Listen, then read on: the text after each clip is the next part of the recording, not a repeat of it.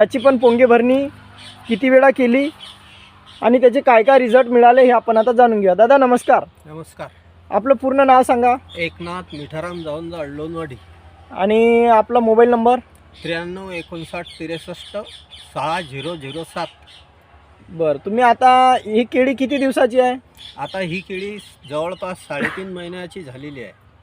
तर 3.5 महिन्याची केळी. आणि तुम्ही आपल्या पूर्वी ॲग्रो इंडस्ट्रीजचं जे ग्रोग्रीन 9 खत आहे हो, हे या केळीला किती वेळा दिलं? हे केळीला 3 वेळा खत दिलेलं आहे. बरोबर. हां, आणि त्याच्यासोबत मी जे माझ्या हातामध्ये आहे संजीवनी ॲम्प्युअल, हे 3 वेळा फवारणी केले.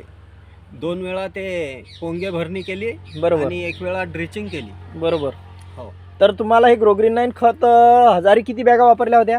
ग्रोग्रीन 9च्या हजारी वापरल्या आपण 3 ते 4 1000 वापरल्या. हजारी 3-4 बॅगा आपण वापरल्या होत्या या केळी पिकाला. तर आपलं म्हणजे हे जे खत वापरलं याचे काय काय बदल तुम्हाला केळीमध्ये जाणवले? याच्यात हाच बदल जाणवला की त्याची जे वाढ आहे ही जोमानं, अति जोमानं वाढ, म्हणजे वाढतर होतेच पण अति जोमानं वाढ होऊन राहिली आहे. बरोबर आहे. जेव्हा हे खत दिलेलं नव्हतं तेव्हा वाढ खुंटली होती. बरोबर. आणि खत टाकताबरोबर 15 दिवसामध्ये फरक खूप जाणवायला लागला. म्हणजे पहिला जो डोस आपण टाकला होता तो 1-1.25 महिन्याची केळी झाल्यानंतर टाकला, तोपर्यंत केळीची वाढ दिसत नव्हती. हो.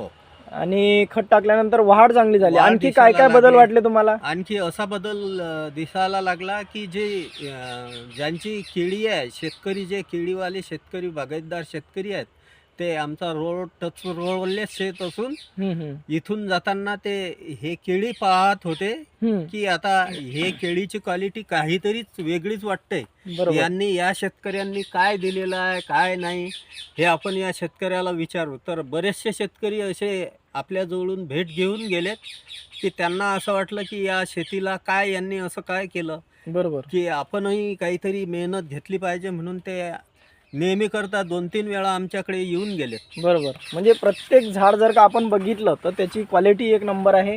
आणि पानाची जी चकाकी आहे ती चकाकी पण खूप चांगली आहे. तर असे हे पूर्वी ॲग्रो इंडस्ट्रीजचे ग्रोग्रीन 9 सेंद्रिय खत